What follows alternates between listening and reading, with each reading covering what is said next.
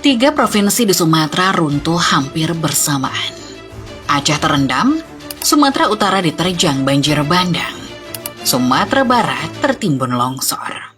Jika kita melihat peta, ada satu pola yang mencolok. Banyak wilayah-wilayah yang hancur berada di sisi pulau yang paling dekat dengan Bukit Barisan. Rangkaian pegunungan yang memanjang dari ujung Aceh hingga perbatasan Lampung. Bukit Barisan bukan sekedar gunung. Ia adalah sabuk tekanan yang menciptakan hulu curam, tanah rapuh, dan sungai-sungai pendek yang meluncur ke arah pemukiman di bawahnya. Dan selama 2 dekade terakhir, bagian-bagian kaki bukit itu perlahan kehilangan penyangga alaminya. Hutan dibuka, rawa dihilangkan, jalur air dipersempit, dan tata ruang dipaksa mengikuti kepentingan yang sering bergerak di luar peta.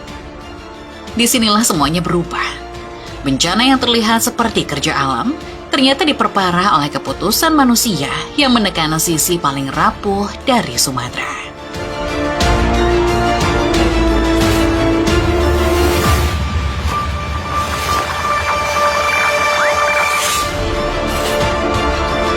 Bencana yang melanda Aceh, Sumatera Utara, dan Sumatera Barat bukan hanya soal hujan ekstrim.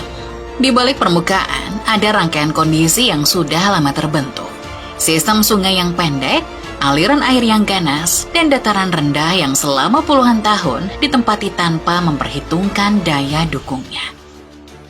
Ketika cuaca Samudra Hindia berubah dan membawa curah hujan besar, wilayah ini menjadi titik pertama yang tidak mampu menahannya. Tetapi yang membuat bencana ini membesar adalah kenyataan bahwa penyangga alam seperti hutan, rawa, dan jalur air sudah hilang sedikit demi sedikit yang dimulai sejak lama. Karena itu, sebelum membahas politik dan kebijakan, kita perlu memahami hal yang lebih dasar. Kenapa bentuk tanah Sumatera memang membuat wilayah ini begitu rapuh saat tekanan datang.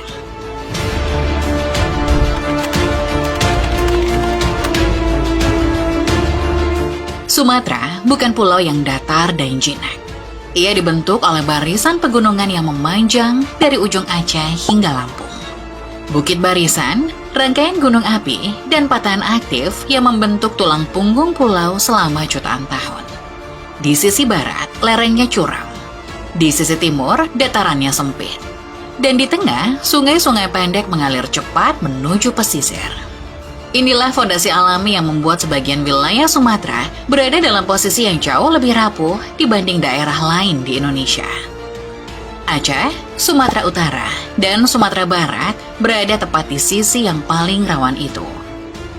Hulu mereka terletak di lereng curam Bukit Barisan, tempat tanah mudah longsor dan air bergerak tanpa hambatan.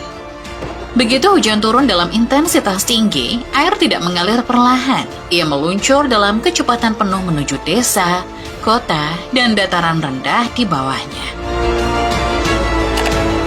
Sungai-sungai di wilayah ini tidak panjang dan berkelok seperti di Jawa. Sebagian besar hanya lorong lurus yang langsung bermuara ke pesisir dalam jarak pendek. Ini membuat debit air ekstrim tidak punya banyak ruang untuk meluap secara bertahap.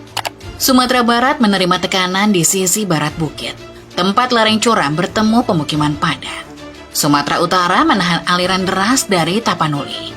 Sementara Aceh menghadapi kombinasi paling berbahaya, hulu tinggi, hilir datar, dan posisi geografis sebagai pintu pertama badai Samudra Hindia. Dengan struktur tanah seperti ini, sebenarnya bencana bukan hal yang mengejutkan. Yang mengejutkan adalah betapa sedikit ruang yang tersisa bagi wilayah-wilayah ini untuk menahan tekanan. Geografi telah menetapkan panggungnya. Hujan ekstrim tinggal menekan satu bagian dan seluruh sisi pulau bisa runtuh begitu saja.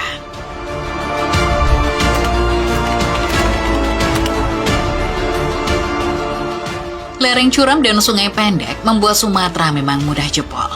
Tetapi sesuatu dari luar pulau inilah yang menekan tombol awal bencananya. Sesuatu yang bergerak dari Samudra Hindia dan meningkatkan peluang hujan ekstrim jauh di atas batas normal. Memasuki akhir November 2025, indikator atmosfer menunjukkan pola yang mengarah pada cuaca basah. BMKG mencatat adanya kombinasi fenomena. Aktivitas Madden-Julian Oscillation atau MJO yang berada di fase mendukung pertumbuhan awan, gelombang Rossby dan Kelvin, serta pemanasan suhu permukaan laut di wilayah barat Indonesia. Tidak ada satupun faktor yang menjadi penyebab tunggal, tapi bersama-sama ketiganya menciptakan lingkungan atmosfer yang sangat mudah